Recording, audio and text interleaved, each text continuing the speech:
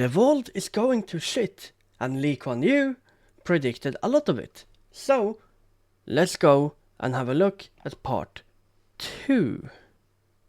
Welcome back to part 2 of this video series featuring Kuan Yew's view of the world. Let's get straight into it. Although Lee was critical of many of the US's policies and military occupations, he was never one to write them off, believing that they will remain a dynamic economy for decades to come, saying that his ability to draw in and retain top talent around the world sets it apart from any other nation.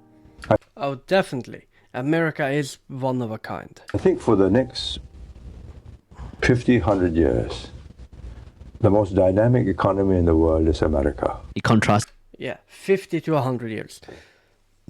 And he said that in 2004. So, 2054, or so for another 25 years, or just straight up the rest of the century. America is going to be number 1. Probably. This against China, which he believed will find it harder to attract top global talent due to the language being extremely difficult to learn, combined with their current lack of soft power, where US media, television, and movies still dominate the global scene. However, he did warn that America can't be complacent. I think they will catch up, if not 10, 15, if not 15, 20 years from now. And maybe the catching up may be faster. 4 times the size of America. They produce about 2.5 million engineers a year who will go to any part of the world they're told to. And the contest is an economic contest. And the Americans do not realize that if Congress does not get out of this pro-protectionist mode and no outsourcing, which was the position they took during the election campaign because it won them votes, the union votes, then I see huge problems ahead. I mean, I think the huge problem is that America went woke and became obsessed with equality and DEI, hiring people based on their skin color, based on their sexuality and gender and all that stuff, rather than hiring people based on skill and ability. And then forcing all that equality stuff and representation everywhere. Like, it does nothing for productivity, it doesn't give you better outcomes. It in fact tanks economy everywhere it goes. And this is really one of the big weaknesses of the United States and the West in general, but especially in the United States, the entire woke thing. East Asia doesn't have that. Of the Americans to remain a sole superpower, I think they may remain for 50 years, maybe 60 years. By the end of this century, it'll be a multipolar world. Yeah. By the end of the century, multipolar.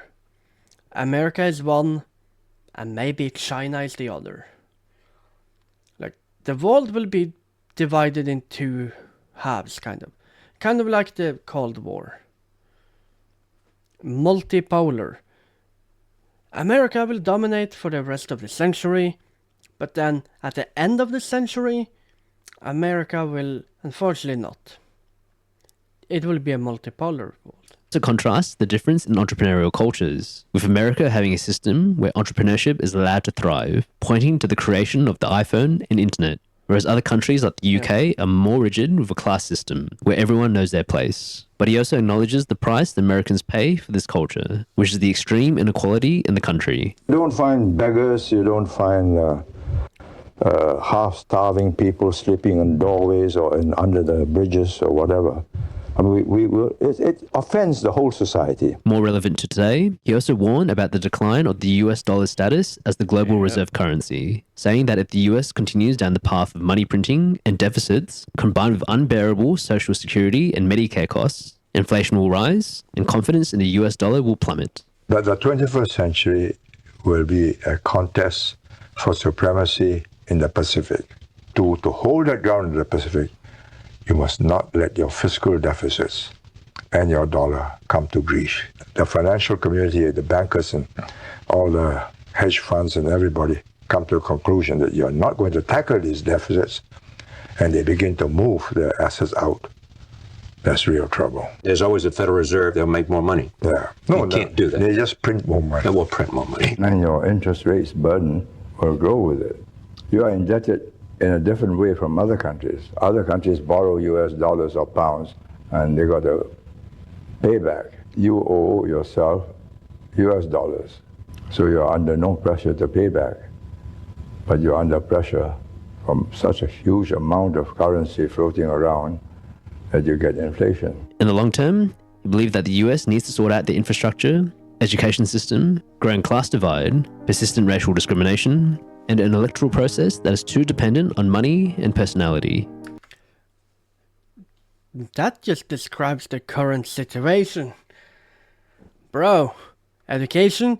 Yeah, that's LGBT indoctrination at this point. Hiring government... Bro, the entire system in America is broken. Case in point, Los Angeles. Prime example of America being broken. America has been a hotbed for Chinese looking for better opportunities ever since the gold rush in the 1800s. However, in this question by a young scholar back in 2009, she asked Lee about his thoughts on young Chinese looking to move abroad to the US. 好像每个中国学生，他们都有这样的 American dream， 他们都很想去美国，觉得美国才是最后的终点。他们把新加坡作为一个跳板，所以我想请问李执政对这件事情怎么看？英语说 "The grass is greener on the other side." OK， 没办 The grass is greener on the other side. 法，除非我们给他签一个合约。我看我们要给他自由选择。有的去美国，过了几年，他们知道这个不是华人的社会，不是华人的天堂，有些会来，那他愿意回来。Indeed, many of China's leading entrepreneurs studied or worked in the US before returning to China after spotting massive billion-dollar opportunities in their home country. I mean, that's kind of what America turned into. It's like, you go to America to study, learn entrepreneurship, learn a skill like engineering or whatever, you become an expert, and then you go home. Because the opportunities to make money are better. Because in America, it's all woke crap. And most people just don't want to bother with that. I'm going to go back home, start my business, and make a fortune. Because number one, it doesn't exist in the country. And number two, a lot fewer obstacles in culture. And it's not just the Chinese. Even There's so many opportunities to have in your home country. Because in America, there is already a company for pretty much everything. Like, everything has already been invented in America. But many other countries don't have that. So you go home to your home country and you invent something there that it previously didn't have. It may have been invented in America, but you can invent it in your own country and make a fortune. Just learn from the Americans and take the knowledge home. That's true not just for China, but also for many other countries around the world. It's a good system. Not for America, but for everywhere else. Maybe. Or maybe I'm just completely wrong on that. born and bred Americans are leaving the US for countries like Japan and Korea, citing safety and affordability reasons. With the current slowdown in Chinese growth, contrasted with the increasing US-China tensions and the associated rise of Asian hate crimes, time will tell how this all plays out. Lee had enormous admiration for the quality of Chinese leadership, which I've covered in my previous video, seeing the country transform enormously since his first visit in 1976. I visited China in 1976. Even then, I had a premonition of their tremendous brain power.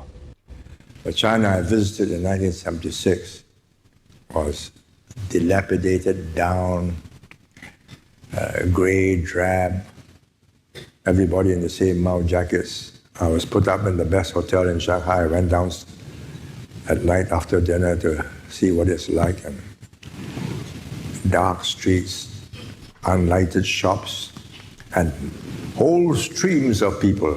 Oh, you go to Shanghai, Guangzhou, Dalian, Tianjin, all the coastal cities. tremendous improvements in their infrastructure. Given the diversity, Yeah, I mean, China went through a lot of infrastructure projects and development in the 70s, 80s, and 90s. Like, China built a lot. of the country, the progress is made is quite outstanding. In fact, Singapore has helped China on a number of initiatives and projects, including the joint China-Singapore Suzhou Industrial Park and the Sino-Singapore Tianjin Eco-City, with Lee being one of 10 foreigners awarded the China Reform Friendship Medal after his death in 2018 for outstanding contributions to China. Although Lee believed China could have a peaceful rise, he warned their leaders that the young generation was being instilled with too much pride and patriotism too quickly. In this clip, he recounts a story from 2004, where Singaporean leaders were branded as traitors on Chinese forums after visiting Taiwan. When the Bro, what? Singaporean leaders being branded as traitors to China because they visited Taiwan. I mean, that's the thing. If you say anything positive about Taiwan, if you do anything with Taiwan, you're a traitor to China. Pretty much. And that is a problem in their culture that is holding China back. That kind of attitude is holding them back. The Deputy Prime Minister, our Deputy Prime Minister, who's now Prime Minister, went to Taiwan. The barrage of vicious articles on him on the internet from young students was intense. Suddenly, from a good old friend, we became a brand new enemy. Overnight, if you say we are old friends, then we have to stay old friends for a long time. You can't say, suddenly I do something which you don't like and we become an enemy. And you see the same thing in the left in America and in the West. You have to be the good friend, the good comrade, do everything right. The moment you make one slip up, the moment you do one thing that the left doesn't like, they will eat you alive. Same concept, same thing. They probably have it from the same source. I have no doubts that they will have they want a peaceful rise, this generation. But the grandchildren may think that they have already arrived, and then they begin to flex their muscles, and then you will have a very different China. So I put this question to them. They said, no, it won't happen. We'll tell them.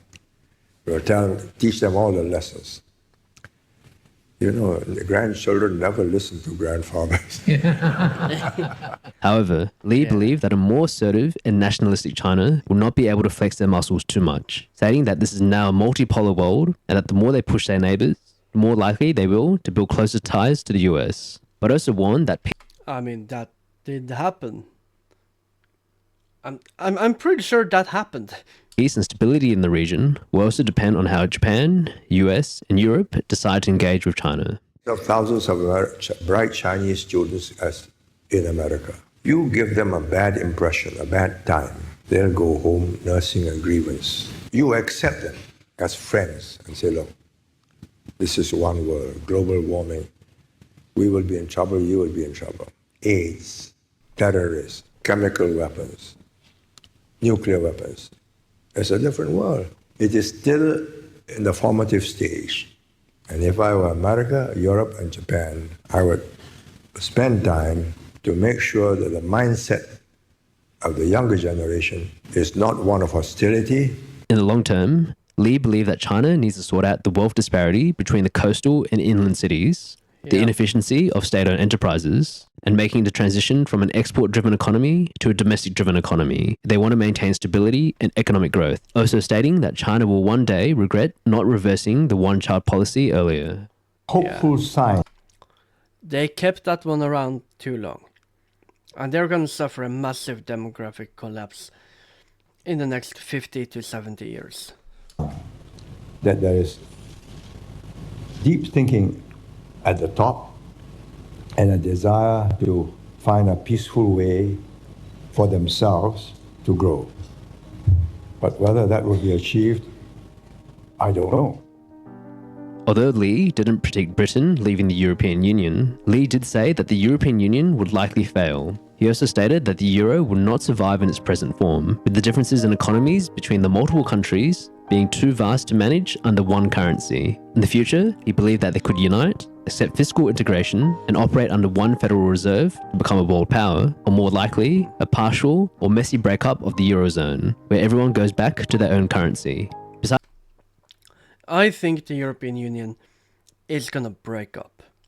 I do not think it will federalize. Like the European Union consolidating the countries even closer and forming like a federation. I don't think that's gonna happen. I think the European Union is gonna break up. But it might take 20 to 30 years, or even 50 years. But it will happen, it will break up. I think. I hope. Besides this, Lee believed that Europe had a number of other underlying problems, including its lackluster economy, believing they have gone too far with the welfare state and rigid labour market laws. Lee had always believed that too much welfare has a negative effect on the individual's motivation to strive. The United States will invent, the Chinese will produce it, and Europe will regulate it. Like, Europe has very little innovation and very little production. Our main export is regulations, which is not sustainable in the long term at all. Like, we regulate everything before we innovate, which is a big problem. If you want a society which is that compassionate, where everybody is entitled to the same social benefits when they are unemployed and so that nobody needs to be in want, then you're not going to have a competitive society, which means you won't have a productive economy. Exactly. And, put that together with massive immigration, and you have a recipe for collapse. Commentators have pointed out the success of the Scandinavian economic model, where safety nets paid by the government hasn't led to economic decline. Lee believed that Scandinavian exceptionalism is mostly due to their small size and homogeneous population. Yep. That's literally like 80% of it. Small population, homogeneous. So, small homogeneous population, mostly. And oil in the case of Norway. Which has led to social cohesion, where everyone feels a sense of community, where the poorest in society want to contribute and help others, and the richest in society willing to pay high taxes for the benefit of everyone else. However, like in other parts of Europe, he believed in the possibility that the Scandinavians would eventually be less willing to support lower income groups, with the increase in refugees and migrants in the country, pointing to the social, racial, and religious tensions seen in Germany and France. I mean, what's being seen in Germany and France already happened in Sweden, and it's happening in Norway too. Like, immigration is a big problem, and it's gonna get bigger if we don't change our ways on immigration. Instead of having an immigration policy, let's have a deportation policy. So long as we continue in our ways of massive immigration, our society is gonna fail. It's gonna come into a point where it blows up in our face. It is not sustainable. But despite the rhetoric from increasingly right-wing politicians, Europe has no choice but to let in immigrants to meet domestic needs. In the long term, Lee believed Europe will have an increasingly small voice on the international stage.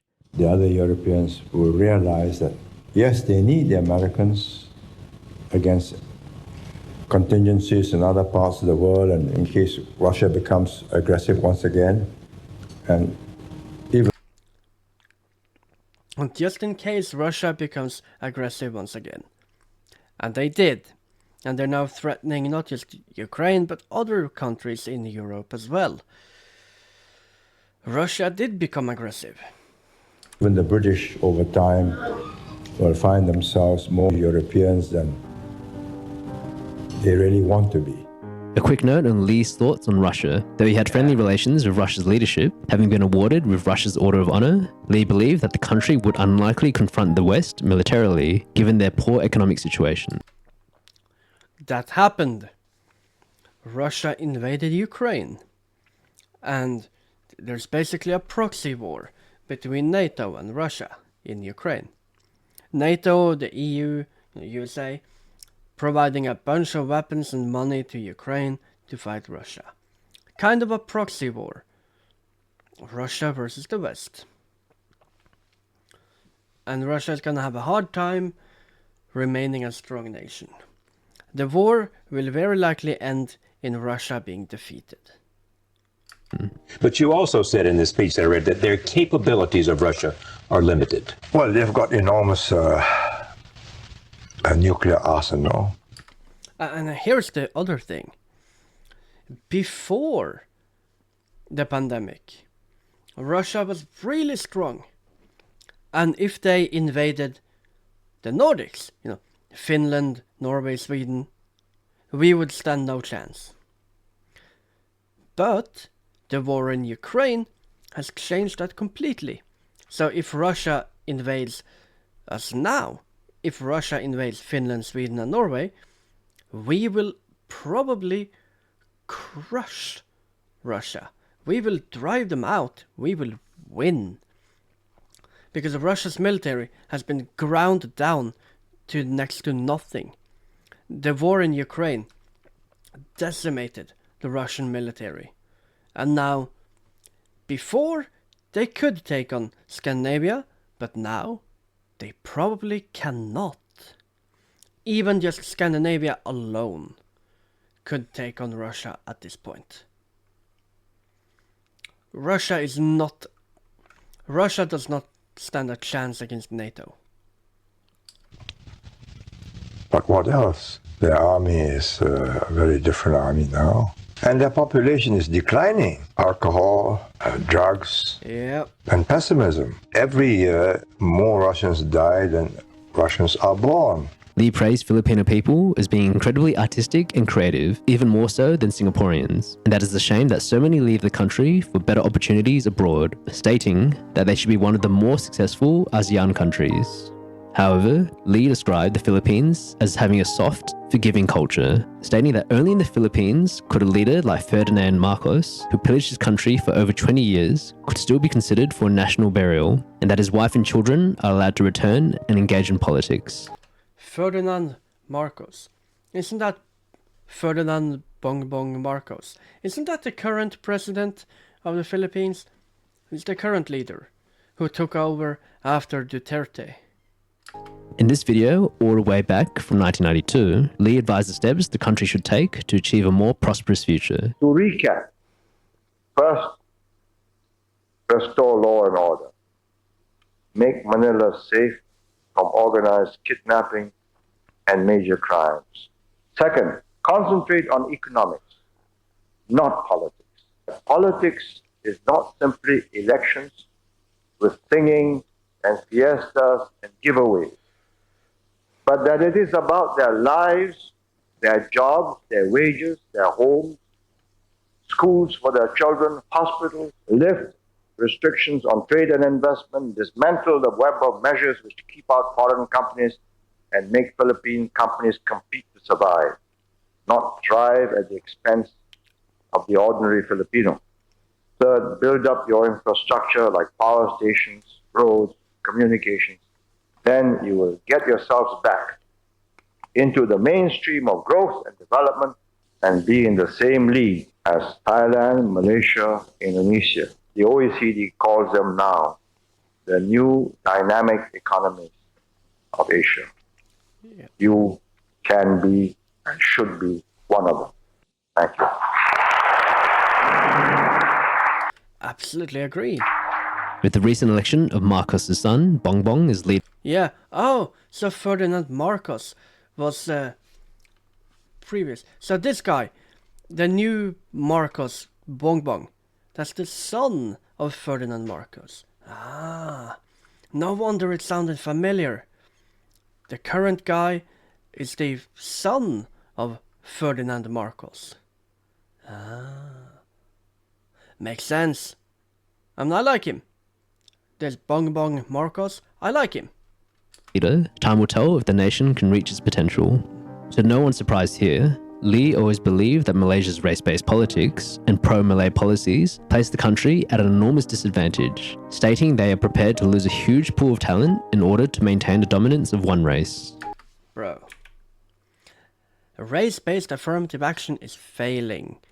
Stating they are prepared to lose a huge pool of talent. Race-based politics still center stage in Malaysian politics. Any reason why things are going so poorly? In order to maintain the dominance of one race. Lee held great importance in having a peaceful, multiracial, and multi-religious society. So much so that he decided to separate Singapore from Malaysia in 1965, breaking down in tears following the decision. You know, it's people connected by geography, economics, and I mean, Malaysia kicked out Singapore. Like, they just kicked Singapore out. That's wild. ties of kinship. Would you mind if we stop for a while?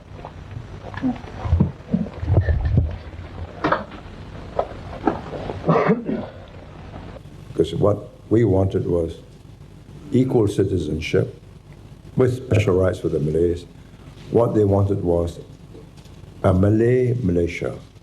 Malays form one party, Chinese and Indians form separate parties confined to racial groups. We could not accept that because that means perpetual division. Cut off Singapore and the Malays become an automatic majority. It was a painful decision. Right or wrong, we had to make it. I cannot say that it was right. I thought there was no choice to avoid bloodshed, so here we are, we made the best of it.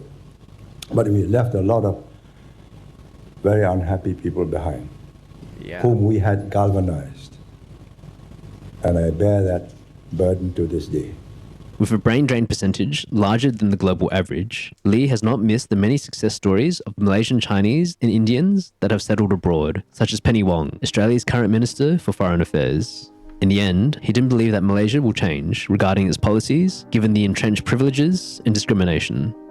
Although Lee criticised Suharto's failure on nepotism and corruption, he stated if it wasn't for his centralised control, Indonesia would be in a situation similar to Myanmar, given how diverse the country is with its many islands and ethnic groups. However, he was somewhat pessimistic about Indonesia's long-term ability to fix its issues on corruption and infrastructure without a strong central authority, saying that although Indonesia will have solid economic growth from its natural resources, it's unlikely to make huge strides, stating that the population is developing too much of a laid-back culture as they become more and more reliant on digging up natural resources. With a huge Relying on natural resources makes you not work that much. And I'm pretty sure it said something like that earlier in the video or in part 1. There was something about that. Having an abundance of resources creates a more laid-back culture. Being scarce, like having few resources, means that people have to be more creative and resourceful, have to take advantage of the resources you have, find creative ways to get more out of it. But if you have an abundance of resources, you don't need to do that. So you're more laid back, I suppose. Huge population of 240 million people and a litany of billion-dollar unicorns and overseas investors, Indonesia's economic growth rate over the past decade has lagged regional neighbours, Philippines and Vietnam. Time will tell if they can reach their full potential. Lee predicted that Thailand should do well economically after the reforms former Prime Minister Thaksin implemented before his exile. Although Thaksin was a billionaire businessman, he implemented policies that benefited the poor, upturning the political status quo, which was dominated by wealthy elites and army generals, even predicting that Thaksin could make a return to Thailand in the future. In the end, Lee predicted Bangkok's elite, generals, and monarchy will have no choice but to share power with the progressives, as the population no longer accepts their monopoly on power after the improved standards of living under Thaksin's policies. With the popularity of the progressive parties growing stronger, time will tell if compromises can be made. Although Lee has never visited North Korea, I mean, progressivism in Asia is very different from progressivism in the West. predicted the current regime will eventually implode, stating that if a country operated by a cult leader decides to open up to the world and adopt free market reforms, the population will quickly realize they've been scammed and revolt. Lee also believed that there is unlikely to be a reunification anytime soon between the Koreas. Yeah. I mean, here's the thing. North Korea can never open up to the world. They can't. Because the moment they do, as was stated, the citizens will realize they've been scammed. And the regime will implode. Like, if they open up their borders, if they open up for more trade, the North Korean people will realize they've been scammed and the regime will implode. They have to keep it closed. That's the way they can hold a grip on power. But they're gonna implode anyway. It'll just take longer. It might take 50 years or another 80 years, but it will happen. It will implode. Probably with the next leader, in my opinion. The next leader after Kim Jong-un, or maybe the one after that. So in about 20 to 50 years, I think it'll implode. But the cultures in North Korea and South Korea are so different that even when the North Korean regime falls and a new one has to be put in place, the Koreas will not reunify. It might take a century or more, like 200 years or so, before the Koreas actually reunify. If it happens at all. For a variety of geopolitical, economic, and cultural reasons. But I don't see reunification anytime soon. The Chinese have helped them to survive because they don't want them to implode. If they implode, the South takes over, you have a pro-American Korea. Yeah. And that brings American troops up to the Yalu River. So what they want is a North Korea still extant, but without the bomb. But why should the North Koreans listen to Chinese guarantees and give up the bomb? Yeah. That's a problem. On South Korea, Lee believed that their He is absolutely right. Why would they give up the bomb? That'd be suicide. Keeping the bomb means that they can keep in power. If they have atomic bombs, every other country will think twice about going to war with them. That's the thing. economy will continue to grow as a result of their willingness to plug themselves into China's economy, with Koreans making up the largest foreign student population in China. South Koreans are the biggest student population in China now. Biggest student population in China. Yeah, because their parents are opening companies there and they got to understand the Chinese psyche and the language and the network. He further stated Koreans are hardworking, industrious, and are the toughest people in the region, but warned them to keep an eye on their low birth rates and that their government needs to move towards a model of greater consensus instead of the constant fighting and bickering between political parties, particularly in policies regarding the powerful chaebols.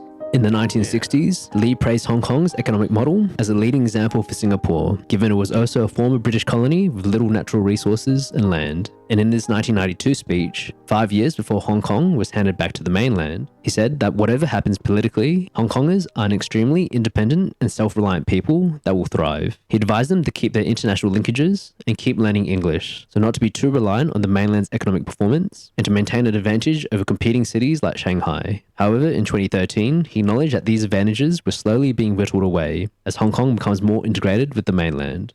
He also warned that Hong Kongers will never be able to influence the mainland politically, and that they should just learn to live with each other and focus on doing business. Within those limits, you can thrive and prosper. The Chinese leaders have shown that they are not unhelpful. If I were a Hong Konger, what would I do? I said then that if Hong Kong offered opportunities for growth, prosperity business, I would stay. But if it didn't, I would leave. And what Hong Kong was led to believe it wanted in the last few years of Chris Patten and after Tiananmen is what the leaders in Beijing cannot give. Anything you do here in Hong Kong which does not disturb or can become an example of what China should do, that they are prepared to allow. But anything that will encourage people in Shenzhen or Guangzhou and then up the coast to try and say, yes, like the Middle East, we have elections in Iraq, elections in Beirut, elections overthrown in Ukraine. That is not likely to win enthusiastic support. If I were a Hong Konger today, I'd stay and do business. And I think you can do good business. Hong Kong deserves democracy, but allow... Yeah, I mean, it kind of sounds like China has taken back Hong Kong. Like, there was an election, new, like, pro-Beijing leaders were elected in Hong Kong, so the whole one country, two systems thing seems to no longer apply. Like, in the past few years, it kind of seems like Beijing has taken back Hong Kong. It kind of seems that way. In the world as it is, we do not often get what we deserve. Lee stated that the Middle East is a beautiful place to visit and believed that many nations in the region would gradually move to a society that is more open, pointing out former King Abdullah's policies and reforms for women. He even floated the idea of reviving the Arabic language among the 10,000 or so Singaporean Arabs to improve business linkages between Singapore and the Arab world. But he warned the oil states that they will have to adapt quickly once their natural resources run out, stating that the population could grow complacent because of their excessive oil wealth. However, his biggest concern for the region was its volatility, particularly the Palestine-Israel conflict, stating that if the Oh boy, that's a hot topic. Americans can demonstrate a neutrality and greater seriousness in seeking a two-state solution, they will find it easier to get support from the Arab states. I think a two-state solution is quite frankly impossible. I don't think that's gonna happen at all. It's probably gonna be just one state. And the question is which one? I think there's a clear advantage. I think there's one state solution that has a lot more potential than the other. Like two state, not gonna happen. In my opinion. I could be wrong. I hope. Well, I don't know. I don't know what's good or not. However, Iran could also prove to be a major barrier to peace, predicting that they could eventually obtain nuclear weapons, which would... Iran can be a barrier to peace and that they might obtain a nuclear weapon? What has been happening in the past 3 days? Literally. I'm recording this like 17th of June. In the past like 3-4 days, yeah, all of that has happened. Iran says that they've been like, oh, we are 2 months away from developing nuclear weapons. We have been enriching uranium. We can develop nuclear weapons, and when we do, we're gonna destroy Israel. And it's literally happening as I'm recording. It is literally happening right now. He was 100% right on this. Would increase the possibility of a serious miscalculation in nuclear war. That I have got to, for the next... And the Iran-Israel conflict could spiral out of control and lead to nuclear war. That is true. It could. I really hope it doesn't. Next generation of Israelis, I have got to find a way to peace. Absolutely. Because an armed... Otherwise, it's endless wars or tensions and the danger eventually of a Holocaust. in a Yeah. conflict between Israelis and Arabs and Muslims. Rationality dissolves. Fear takes over. Yeah. Unfortunately, Lee believed that this conflict is an unsolvable problem.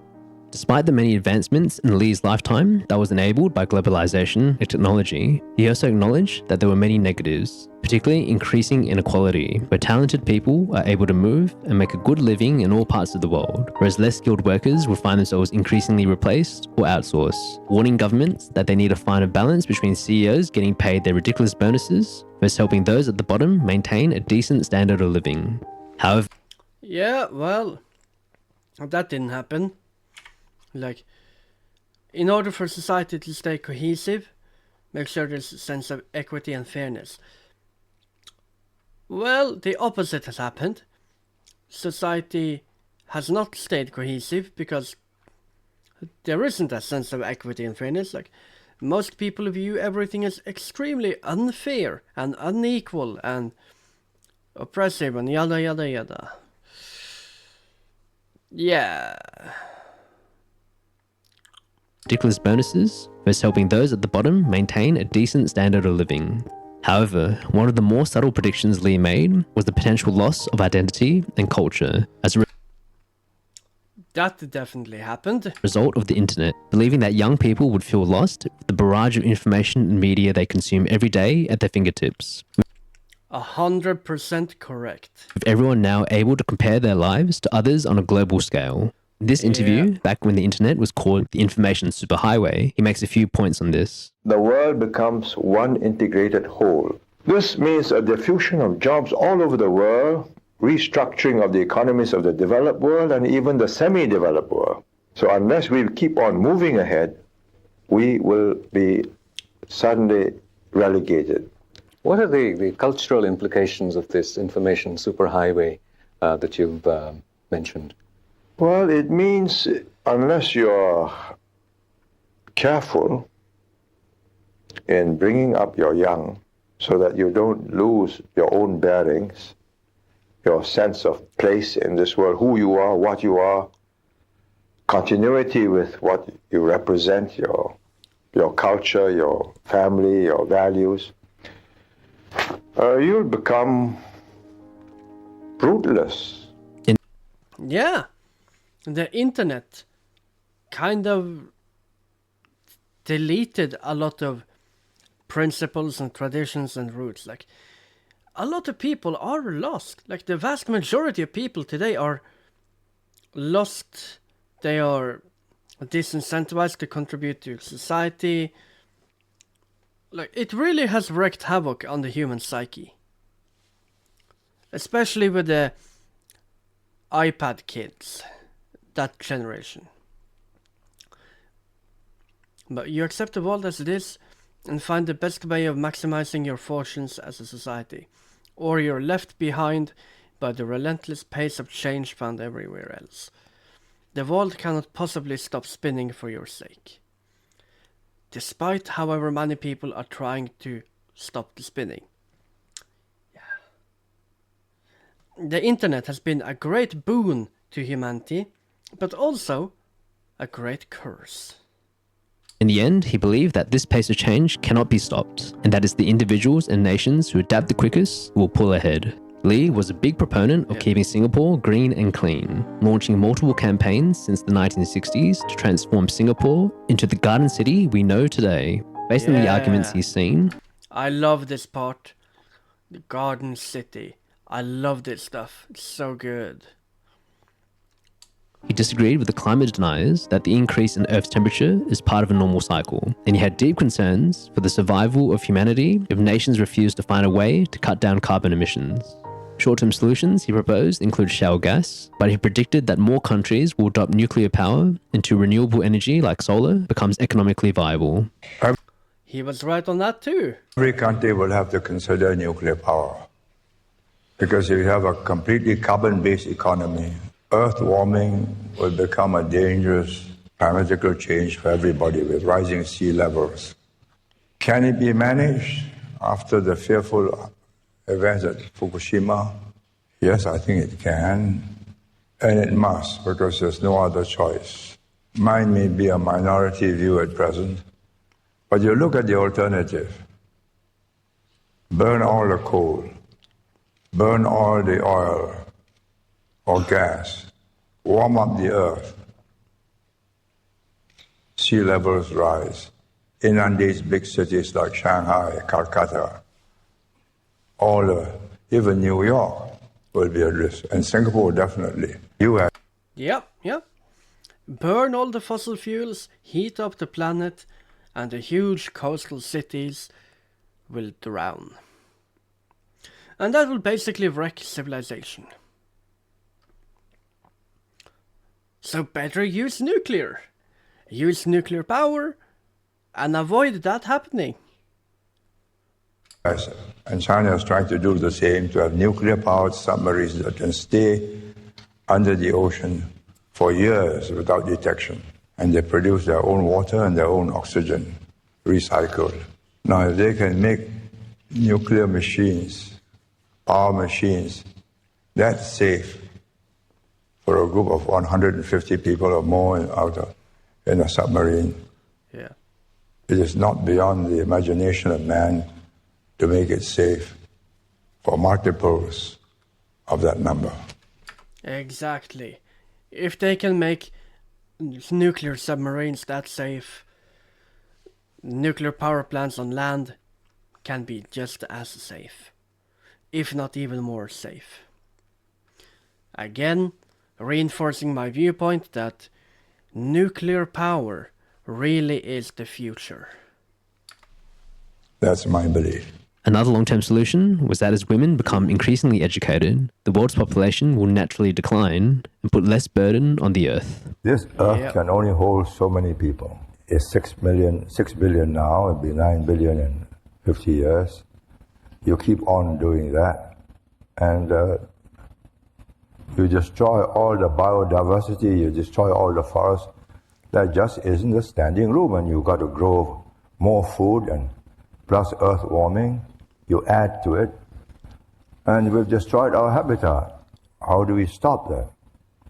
I think you've got to start educating all the women in all the countries so that they become educated, they get jobs, and they don't want to be just producing children.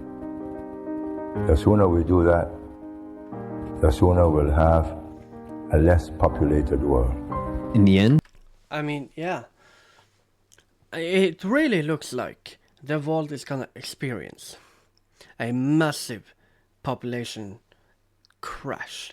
In the next 50 to 60 years, global population will plummet. I reckon that this century, human population will probably go down to as little as 5 billion. Like, people just growing old and dying. We might see world population decline to like 5 billion. And then over the next century, it will probably rise a bit. I reckon that at the end of this century, or throughout the next century, I reckon world population will probably stabilize around 9 billion. 9 to 11 billion. I think. Overall, population will grow more, but we're gonna have a collapse first. Our 8 billion is gonna crash, maybe down to 5 billion, and then over the next 150 years or so, it's gonna slowly climb back up and surpass the 8 billion we have today. But we're gonna have a crash first. Population is gonna crash in the next 50 to 60 years.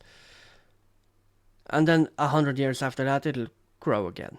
Lee believed that the current generation has a responsibility towards their children and grandchildren to pass on to them a world full of hope and vitality, just as it was passed on to us. And finally, in this clip, we come full circle back to Singapore, where he describes his fears and worries for its future.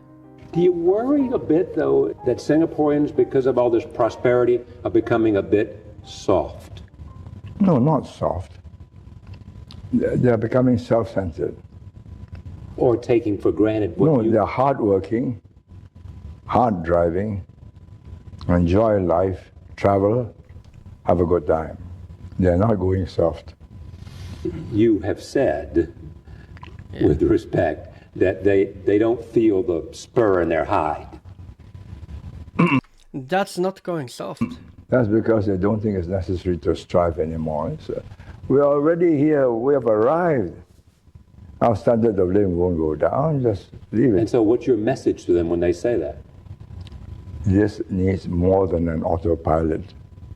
Yeah. You run into storms, you run into air pockets, and the pilot and his co-pilot and the spare pilots must be on board, and passengers must be alive and awake and alert. I sense your worry. I mean, a big problem with people today is that they're living life on autopilot and being asleep. Like, you put your autopilot on and then you go to sleep. And then you wake up to a plane crash. And that's the life of most people, I feel like. Nobody has any control. I'm worried because if they, the new leaders and the population as a whole, do not realize the small base on which this is built, and they take liberties with it, we could go down quickly. Spiral down, a vicious circle down. Quickly. Yes. Yeah, and if we continue on autopilot, then everything's gonna go downhill very quickly. And it seems like it is already. But anyway, what do you think of Lee Kuan Yew's predictions and his opinions? What do you think about my opinions? Feel free to debate in the comments section. And have a good one.